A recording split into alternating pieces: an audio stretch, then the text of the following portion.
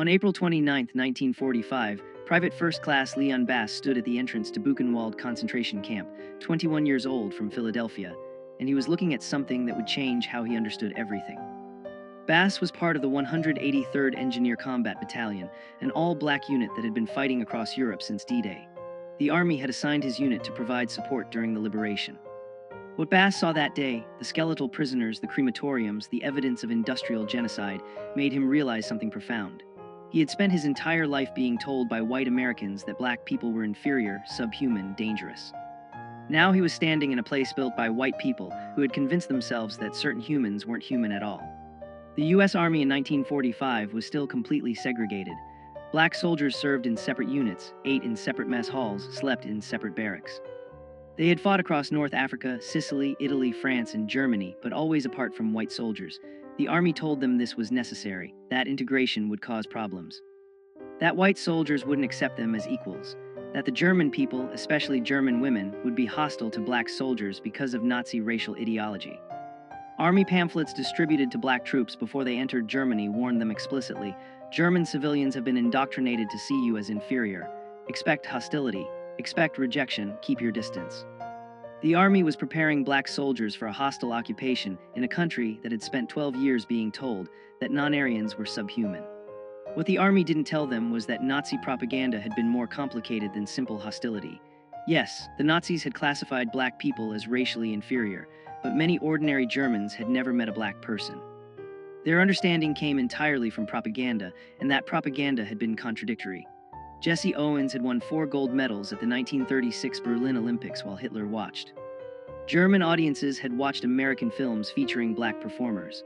And after the war, when black American soldiers began occupying German cities, something unexpected happened. The hostility the Army had warned about didn't materialize.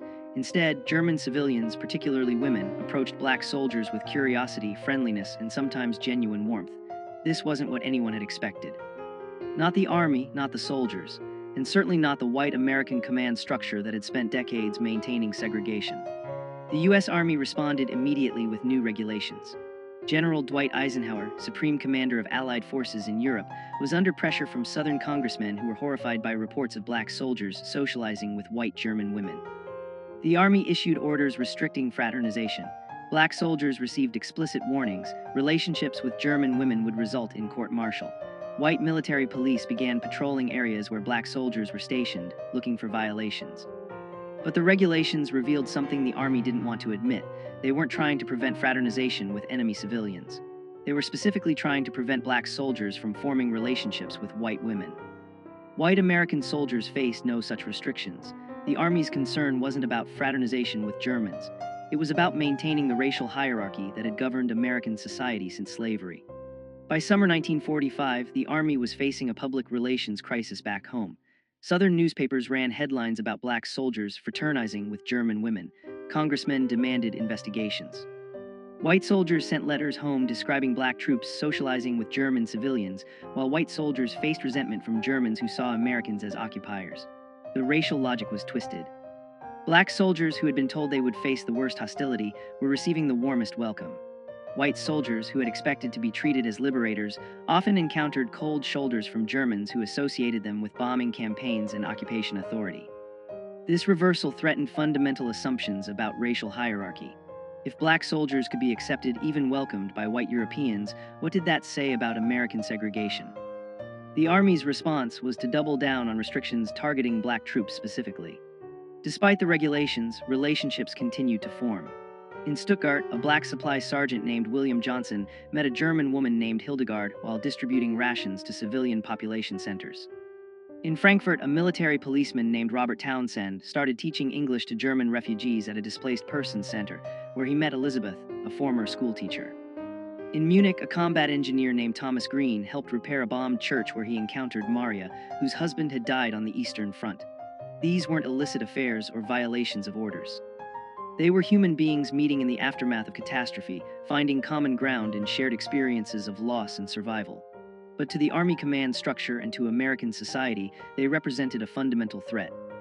Interracial relationships between black men and white women, the absolute taboo of American racial hierarchy. The Army began conducting investigations. Black soldiers who were seen regularly with German women were called in for questioning. Where had they met her? What was the nature of their relationship? Did they understand the regulations against fraternization? The interrogations were meant to intimidate, to remind black soldiers of their place in the hierarchy. But something interesting happened during these investigations. German women began defending the soldiers. When military police questioned Hildegard about her friendship with Sergeant Johnson, she told them plainly that he had been kind to her children, had helped repair her damaged apartment, and that she would continue to welcome him. The army could court-martial soldiers. They had no authority over German civilians. The women knew this. Some had lost husbands and fathers in the war. Many had experienced violence during the Soviet advance. Black American soldiers, in contrast, had treated them with dignity. By August 1945, something remarkable was documented in Army reports. Black soldiers were receiving marriage proposals from German women, not one or two isolated cases, dozens. The Army Chaplain Corps was overwhelmed with requests for authorization to marry. Each request required approval from commanding officers, investigation of the German civilian's background, certification that she wasn't a Nazi Party member, and verification that the soldier understood he was violating social norms. The marriage approval process could take 6 months to a year. Many couples went ahead with German civil ceremonies which the Army refused to recognize, but the requests kept coming. German women were willing to face ostracism from their own communities. Black soldiers were willing to risk court-martial. What emerged from the devastation of post-war Germany was something nobody had predicted. Genuine human connections that defied both Nazi racial ideology and American segregation. Then came the backlash. In January 1946, the Army issued General Order 97, officially banning marriage between occupation forces and German nationals. The order applied to all soldiers, but enforcement focused disproportionately on black troops. White soldiers who had formed relationships often received waivers or were quietly transferred. Black soldiers faced immediate disciplinary action. Sergeant William Johnson was court-martialed for conduct unbecoming after military police found letters from Hildegard in his footlocker. He was reduced in rank and transferred to a labor battalion. Private Robert Townsend was given a choice: end his relationship with Elizabeth immediately or face dishonorable discharge. The message was clear. Black soldiers who had fought for American freedom in Europe were still subject to Jim Crow restrictions. The Army would rather destroy soldiers' careers than allow interracial relationships to continue. Victory over fascism abroad hadn't changed racial hierarchy at home. To understand why this happened, you have to understand the Rhineland bastards. After World War I, French occupation forces in the Rhineland included colonial troops from Senegal and Morocco. Some German women had relationships with these soldiers. Children were born. The Weimar Republic registered approximately 600 of these mixed-race children. When the Nazis came to power, they declared these children a threat to racial purity. In 1937, the Gestapo rounded up the Rhineland children, most were teenagers by then, and forcibly sterilized them. Not imprisoned, not deported, sterilized. The Nazi obsession with preventing mixed-race reproduction was so intense they violated children's bodies to prevent future contamination. So when American propaganda told black soldiers that Germans would be hostile to them because of Nazi racial doctrine, there was historical truth to it. But the actual experience of ordinary Germans was more complicated. The reality in post-war Germany was collapse. By May 1945, German cities were rubble. Berlin was 70% destroyed, Hamburg 75%, Munich 50%. The infrastructure, water, electricity, food distribution had stopped functioning. The Nazi government had evacuated or conscripted most able-bodied men. Women and children were left in destroyed cities with no resources. When American occupation forces arrived, they brought food, medicine, coal for heating. Black soldiers in supply units were often the first Americans that German civilians encountered. These weren't combat troops. They were logistics specialists, engineers, medics. They distributed rations, repaired water systems, established medical clinics. To German women trying to keep their children alive through the winter of 1945-46, these soldiers weren't representatives of an inferior race. They were men with the power to help, and many chose to use that power with compassion. But black soldiers also faced unique disadvantages. The Army assigned black units primarily to service roles: supply, transportation, engineering, graves registration. Combat roles were largely reserved for white units. This wasn't because black soldiers lacked ability. It was deliberate policy based on racist assumptions about intelligence and courage. The 92nd Infantry Division and 93rd Infantry Division were all black combat units that saw limited action. Most black soldiers never saw frontline combat. They built bridges, transported supplies, buried dead. The irony was that this relegated status actually facilitated more civilian contact. Combat units moved frequently. Service units stayed in place, worked alongside German civilians on reconstruction projects, developed ongoing relationships. The Army's racist assignment policies inadvertently created conditions for exactly the interracial contact the Army wanted to prevent. Structural racism defeated its own purpose. Command structure was fragmented. The European theater of operations had separate chains of command for white and black units. Orders issued to white regiments didn't always reach black units with the same urgency. When General Order 97 banned marriage with German nationals, white units received immediate enforcement. Black units sometimes didn't receive official notification for weeks. Some commanders chose not to enforce the order strictly. Colonel Marcus Ray, commanding officer of a black transportation battalion in Frankfurt, believed the fraternization ban was unenforceable and morally wrong. He told his officers to focus on military duties, not soldiers' personal lives. Other commanders, particularly Southern white officers assigned to black units, enforced regulations with zealous racism. The inconsistent enforcement created confusion and hope. Maybe the regulations weren't absolute. Maybe individual commanders had discretion. Maybe relationships could survive if commanders looked the other way. By late 1946, disillusionment was spreading among black soldiers. They had fought to defeat a racist ideology in Europe. They had seen the concentration camps, seen what happened when governments declared certain humans subhuman. They had liberated Europe from fascism. Now they were being told they couldn't form relationships with white women because of their race. The contradiction was unbearable. Corporal James Davis wrote a letter to the Pittsburgh Courier, one of America's leading black newspapers. "We defeated Hitler's racism with guns. Now we face American racism with regulations." What did we fight for? The letter was published. The Army investigated Davis for undermining morale. He was transferred to a supply depot in France and told that speaking to the press without authorization was grounds for court-martial. The message to black soldiers was clear: keep quiet about the racism you experience or face consequences. The NAACP and other civil rights organizations pressured the Army to change policies. They argued that black soldiers had earned the right to marry whom they chose through their service. The Army's response was to form a committee to study the fraternization issue. The committee held hearings in Washington in March 1947. Black veterans testified about discrimination in enforcement of marriage restrictions.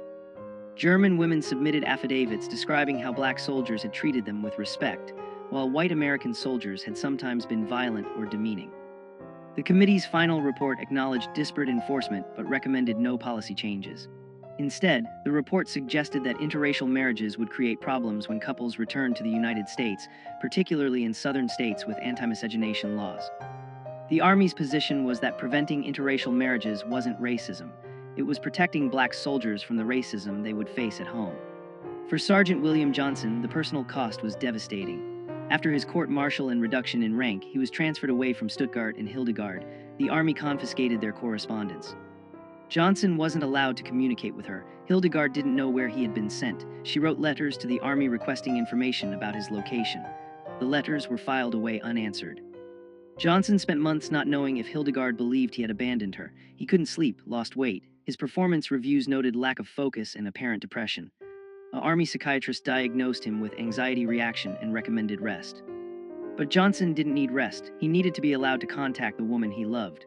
The Army's position was that his emotional distress was self-inflicted. He had violated regulations, and these were the natural consequences. Then something unexpected emerged from Army records. A researcher studying post-war occupation policies discovered that German women married to black American soldiers reported lower rates of domestic violence than German women married to white American soldiers. The data came from German civil police reports and medical records. Between 1945 and 1948, German authorities documented 847 cases of domestic violence involving American soldiers and German women. Of those, 89 involved black soldiers, approximately 10.5% of cases. But black soldiers represented 11% of American forces in Germany. White soldiers were overrepresented in domestic violence statistics. Black soldiers were underrepresented. The researcher published this finding in a sociology journal. It contradicted racist assumptions that black men were more violent, more dangerous. The Army never officially acknowledged the study, but it circulated among civil rights advocates and military reformers as evidence that opposition to interracial relationships was based on prejudice, not protection. By 1948, the Army was under increasing pressure to reform. The presidential election was approaching. Black voters, particularly in northern cities, were demanding civil rights reforms. President Truman knew he needed black electoral support. In July 1948, Truman issued Executive Order 9981, mandating desegregation of the armed forces. The order didn't specifically address marriage restrictions, but it established a principle: racial discrimination in military policy was no longer acceptable. The Army began slowly processing marriage applications from black soldiers and German women that had been pending for years. Sergeant Johnson's application, filed in 1946, was finally approved in November 1948. By then, he hadn't seen Hildegard in over 2 years. He sent her a telegram. The response came 3 weeks later. She was still waiting. She had never stopped waiting. They were married in Stuttgart in January 1949, 3.5 years after they met. But success brought new problems.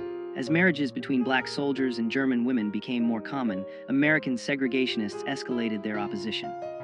Southern congressmen introduced bills to ban military personnel from bringing foreign spouses to the United States if those marriages violated state anti-miscegenation laws. The bills didn't pass, but they revealed the extent of resistance. Some southern states refused to recognize marriages between black soldiers and white German women. When couples tried to settle in states like Mississippi or Alabama, they faced legal harassment, housing discrimination, employment barriers. The Army offered no support. Once a soldier was discharged, his marriage was his personal problem. Many couples chose to remain in Germany rather than face American racism. Others moved to northern cities, New York, Chicago, Philadelphia, where interracial couples faced less overt hostility but still encountered discrimination in housing and employment. The winter of 1948-49 was brutally cold in Germany. Coal shortages meant many buildings had no heat. Food rationing continued. The Berlin blockade had begun in June 1948, escalating tensions between American and Soviet forces. Germany was becoming the front line of the Cold War. Military families, including those in interracial marriages, faced both material hardship and geopolitical uncertainty.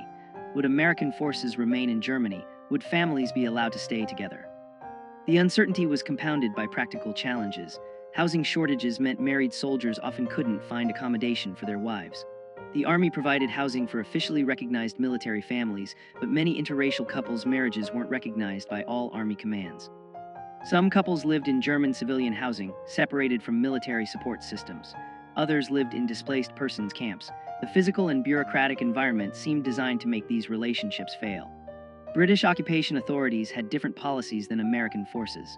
British Army regulations allowed marriage with German civilians with command approval, without racial restrictions.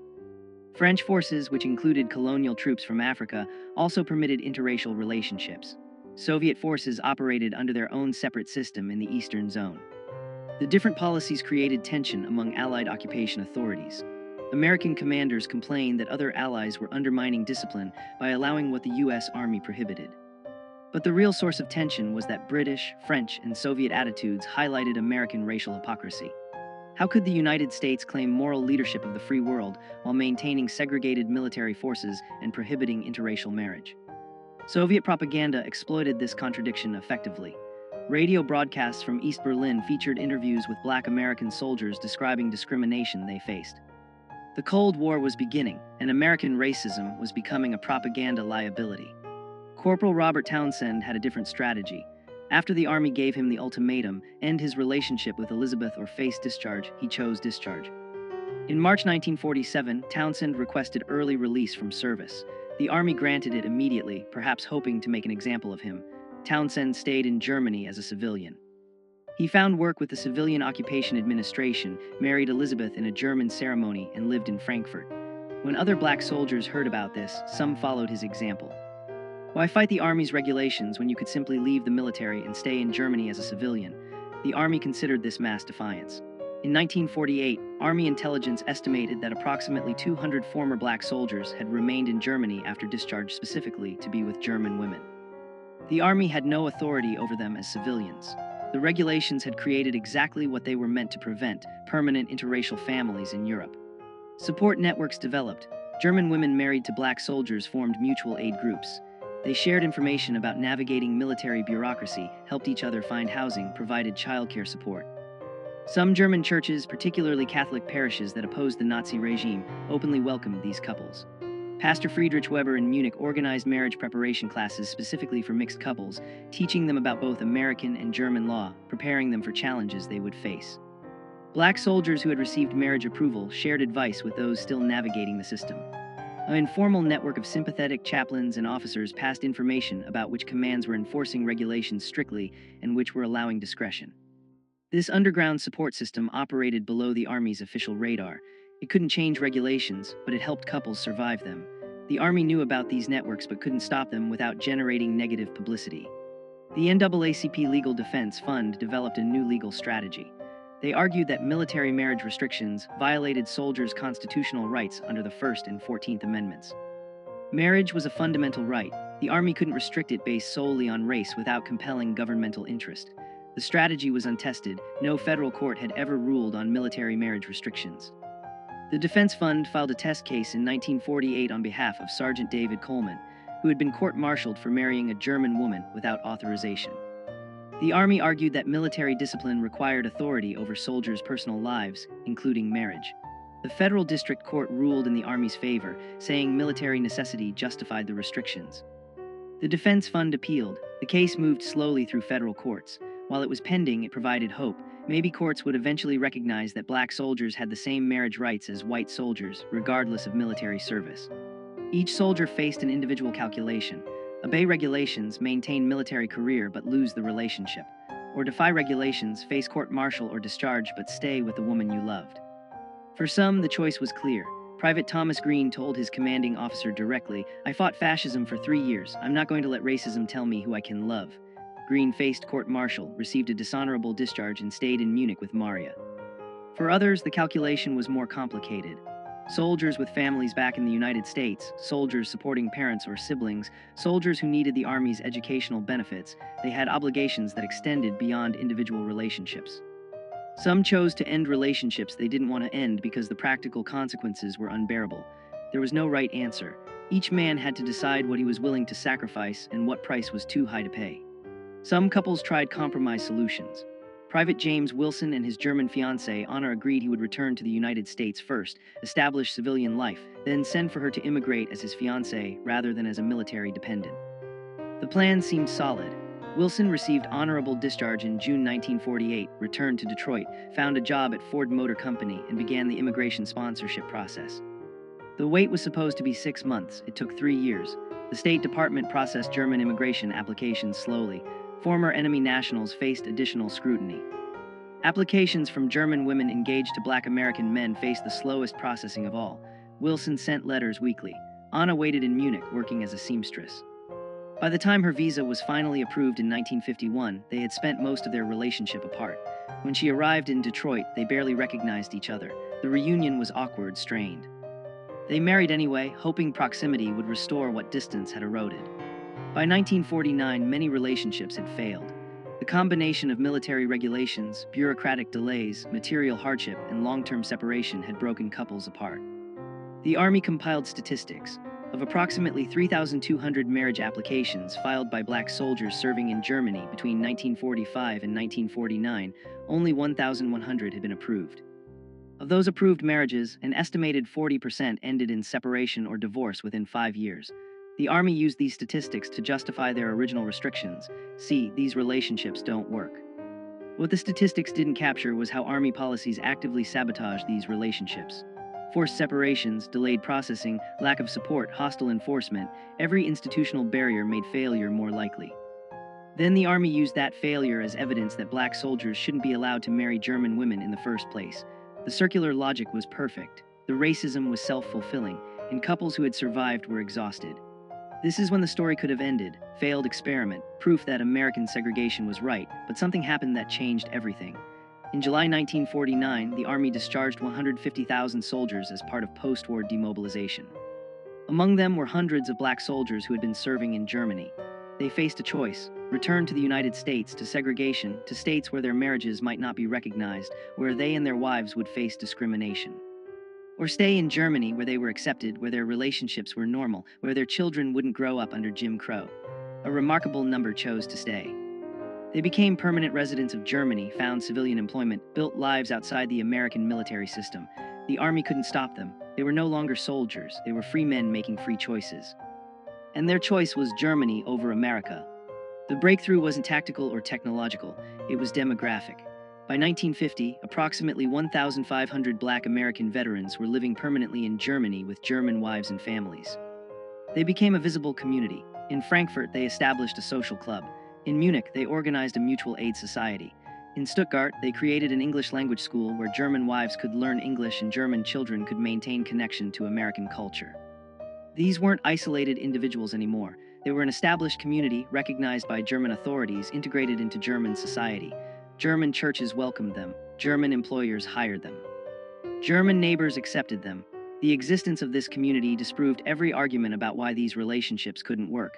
They were working, not because the army had supported them, but because the couples had persevered despite institutional opposition. The community's mere existence was revolutionary. But living in Germany as Black Americans in the 1950s brought new risks. The Cold War was intensifying, Berlin was divided, Soviet espionage was real. American intelligence services were suspicious of Americans who chose to live in Europe permanently, particularly those who had rejected life in the United States.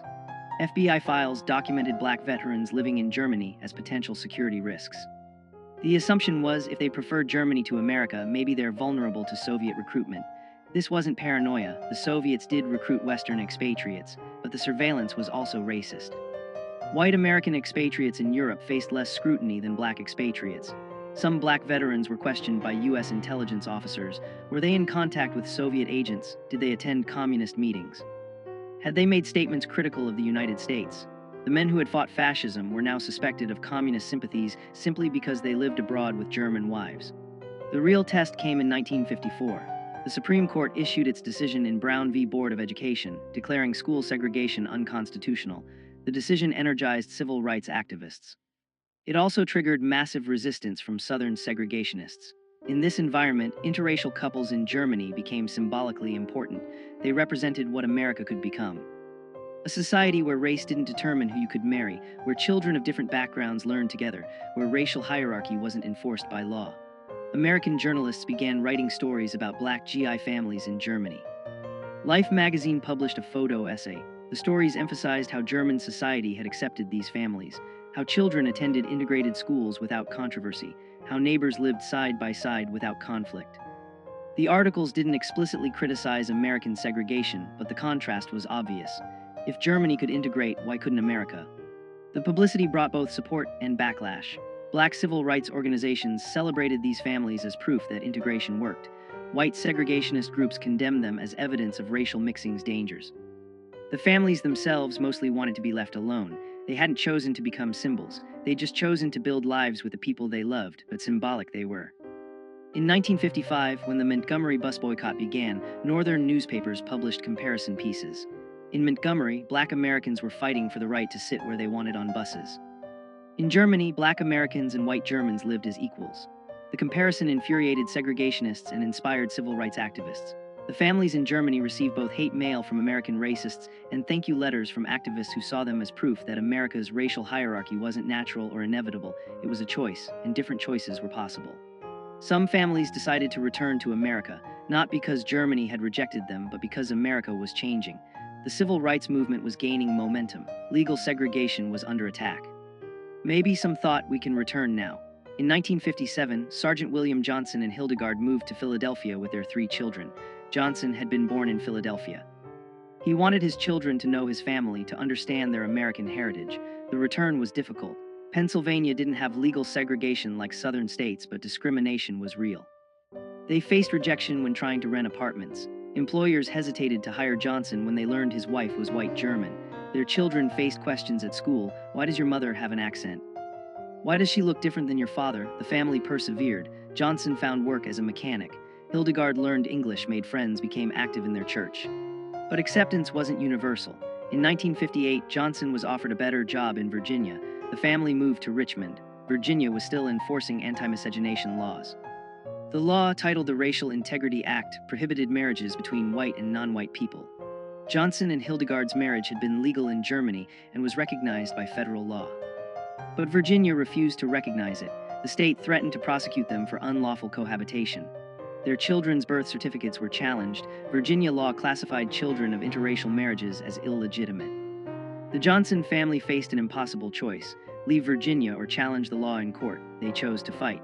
With NAACP Legal Defense Fund support, they filed suit challenging Virginia's anti-miscegenation law as unconstitutional. The case moved through state courts slowly. Meanwhile, they lived under threat of prosecution, their family's legal status in limbo. The legal strategy evolved.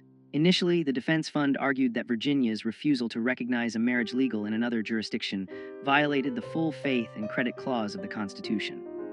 But Virginia courts rejected this argument. The marriage had occurred in Germany, not another U.S. state. The lawyers pivoted. They argued that Virginia's anti-miscegenation law violated the Equal Protection Clause of the 14th Amendment.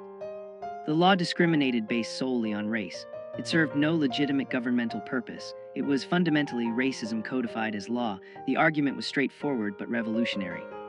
No federal court had ever struck down a state anti-miscegenation law as unconstitutional.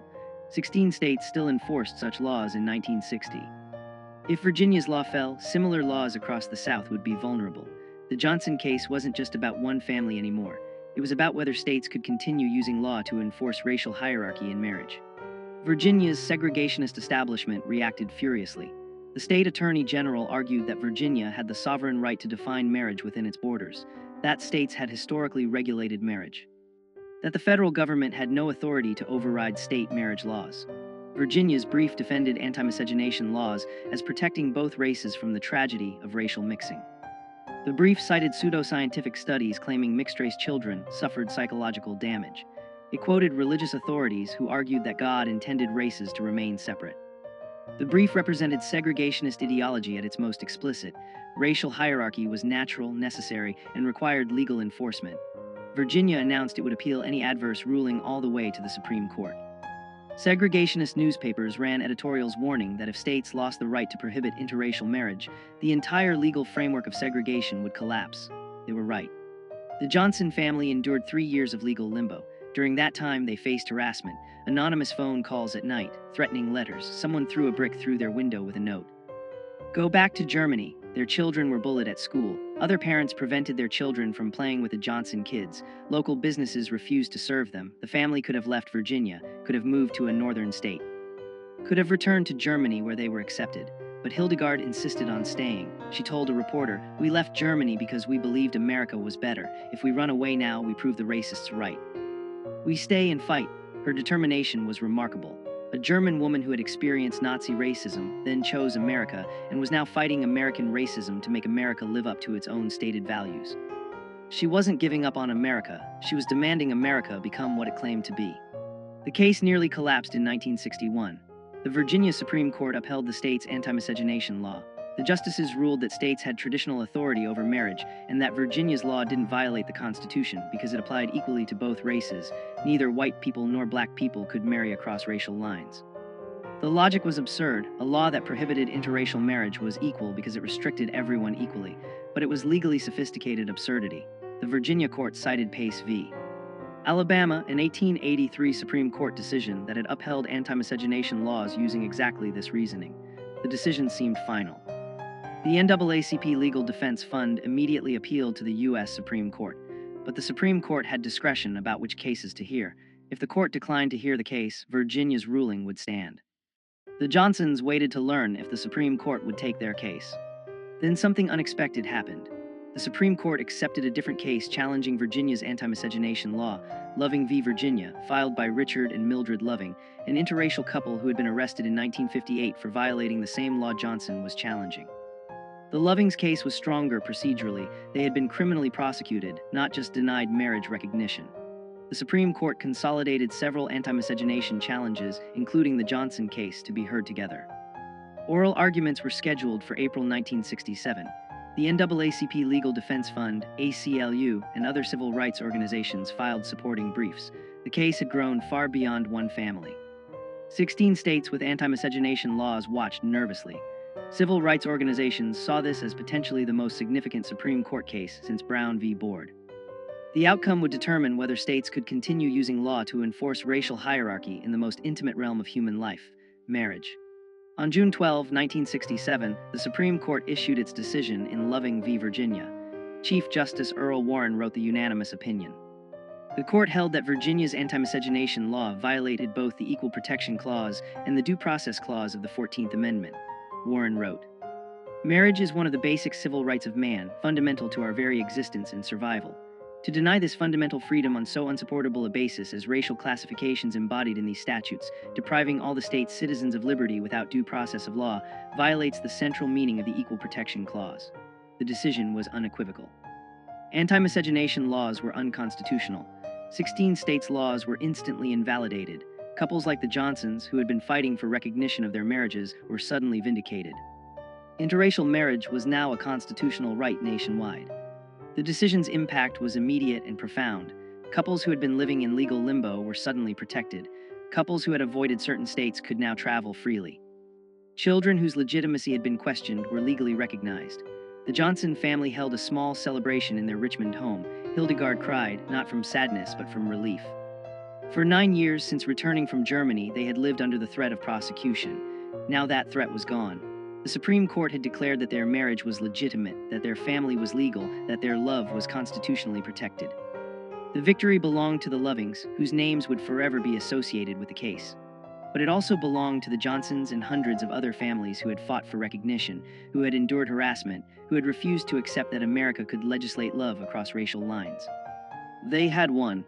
After the celebration ended, there was a strange quiet. The Johnsons sat in their living room that evening, not speaking much. The victory was real, but it couldn't erase the years of struggle. It couldn't undo the harassment, the threats, the brick through the window. It couldn't restore the relationships they'd lost, family members who had rejected them, friends who had abandoned them. The Supreme Court decision meant their marriage was legal. It didn't mean their neighbors suddenly accepted them. It didn't mean the discrimination ended, but something fundamental had shifted. The law was now on their side. Future interracial couples wouldn't have to fight the battles they'd fought. The silence that evening wasn't disappointment. It was exhaustion, relief, and recognition that their sacrifice had meaning beyond their own family. They had helped change America, even if America hadn't yet fully changed. In the years following Loving v. Virginia, interracial marriage rates increased gradually. In 1967, approximately 3% of marriages were interracial. By 1980, that number had risen to 7%. By 2000, it was 15%. The change was generational and geographic. Younger Americans were more accepting than older generations. Urban areas showed higher interracial marriage rates than rural areas, but the trend was consistent. The legal barriers' removal gradually reduced social stigma. The families who had pioneered interracial marriage in the 1940s and 50s watched this change with complex emotions.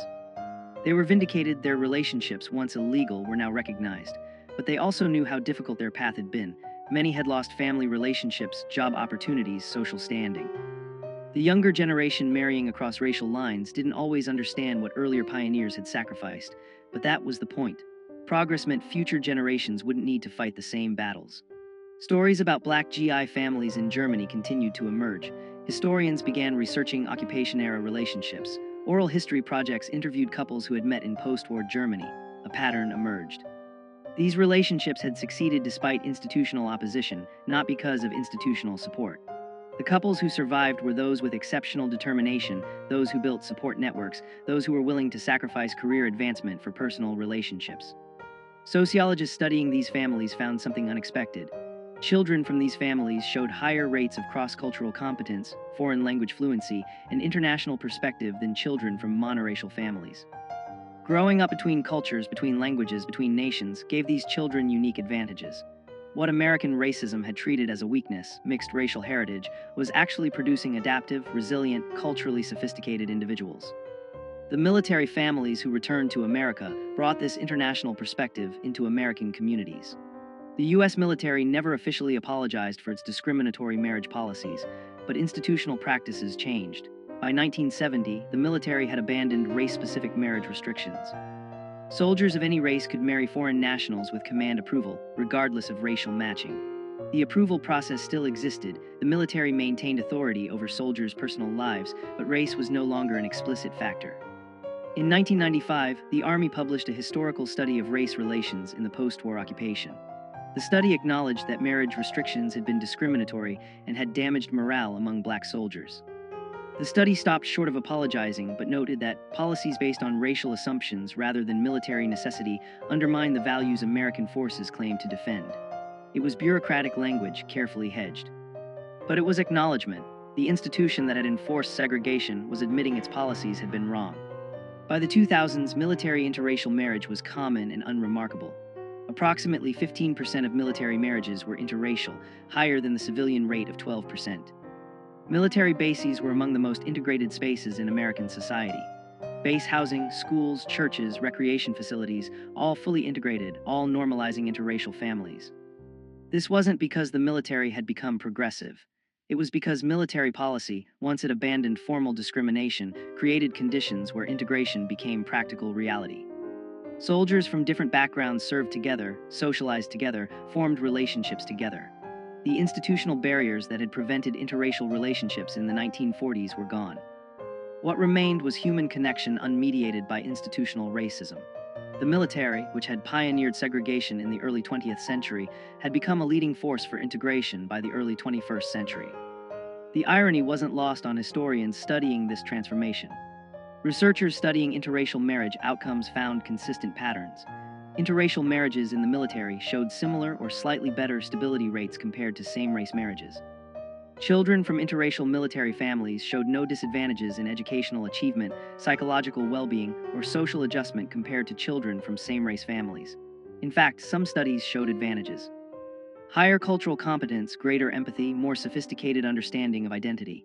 The racist predictions that had justified marriage restrictions, that interracial marriages would be unstable, that mixed-race children would be damaged, were empirically false. The Johnson family exemplified these patterns. Their 3 children all graduated college, 2 became teachers, 1 became a social worker, all married and raised their own families. The grandchildren of William Johnson and Hildegard grew up in an America where their grandparents' marriage was legally protected, and where their own mixed heritage was source of pride, not shame. In 2017, 50 years after Loving v. Virginia, historians organized a symposium on interracial military families.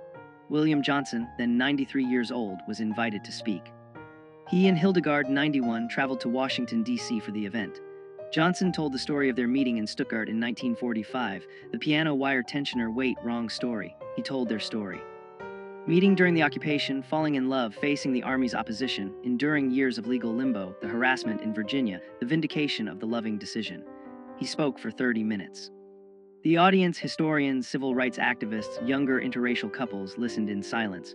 When he finished, Hildegard stood to speak. She said simply, "We just wanted to be together. We didn't want to be symbols." But if our stubbornness helped other people, I'm glad.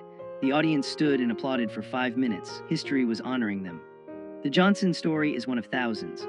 Thousands of Black American soldiers who met German women in the aftermath of World War II. Thousands of couples who faced institutional opposition, social stigma, legal barriers. Some relationships didn't survive those pressures, but many did. Those couples, through their persistence, helped dismantle legal barriers to interracial marriage. Their lawsuits challenged anti-miscegenation laws. Their existence proved that interracial families could thrive. Their children and grandchildren carried forward a living refutation of racist ideology. This wasn't the conventional civil rights narrative of marches and protests. It was quieter, more personal. It was people choosing love over conformity, choosing human connection over institutional hierarchy, choosing to build families that violated racial boundaries. Their resistance was domestic, intimate, daily, but it was resistance nonetheless, and it contributed to transforming America's understanding of race, family, and belonging. William Johnson died in 2019 at age 95. Hildegard followed 6 months later at 93. They had been married 70 years. At the funeral, their children spoke about their parents' determination, their refusal to accept that society could dictate whom they loved. Their grandchildren spoke about growing up with a German grandmother whose accent never faded, who taught them to speak German, who made Stalin at Christmas and told them stories about surviving the war. Their great-grandchildren, some of whom were too young to understand funerals fully, represented something profound. A multiracial, multicultural family that existed only because 2 people in 1945 had met amid the ruins of war and chosen each other. The pianist played Lily Marlene, the song that both German and Allied soldiers had sung during the war.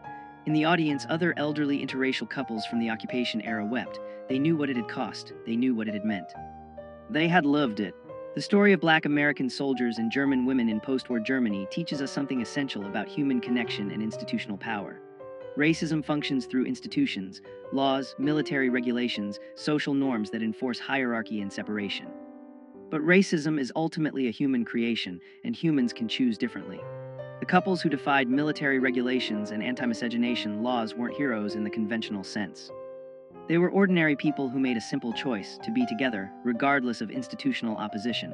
Their choice was radical precisely because it was ordinary, They didn't seek to dismantle segregation through their relationships. They just wanted to build families, but in doing so and persisting despite opposition, they helped transform America, not through speeches or legislation primarily, but through lived example. They proved that the boundaries racism drew were artificial, arbitrary, and ultimately unable to contain human connection. When we look back at the 1940s and 50s, it's easy to see the racism clearly. Anti-miscegenation laws seem obviously unjust now, but in that era they were defended by legislators, judges, religious leaders, citizens who believed racial separation was natural and necessary. The couples who defied those laws faced real consequences: lost jobs, family rejection, legal prosecution, social ostracism. They persisted, not knowing that future generations would view them as pioneers. They couldn't see 2025, couldn't know that interracial marriage would become common and legally protected. They acted on faith, faith in their relationships, faith that their choice was right despite what society said. That faith was validated by history, but they didn't have history's validation when they needed courage. They had only their commitment to each other, and somehow that was enough. This is the story they didn't teach you in school. The story of Black American soldiers who were told they'd be unwanted in Germany, who found acceptance instead. The story of German women who had been told Black people were inferior, who chose Black American soldiers as husbands anyway. The story of couples who faced down both Nazi racial ideology and American segregation. The story of families that existed as living proof that racial hierarchy was a lie. Their story is American history. It's civil rights history, it's military history, it's German history, it's human history. If this forgotten story resonated with you, please like this video. Subscribe to hear more untold histories of courage and resistance. Leave a comment telling us where you're watching from and whether you've heard this story before.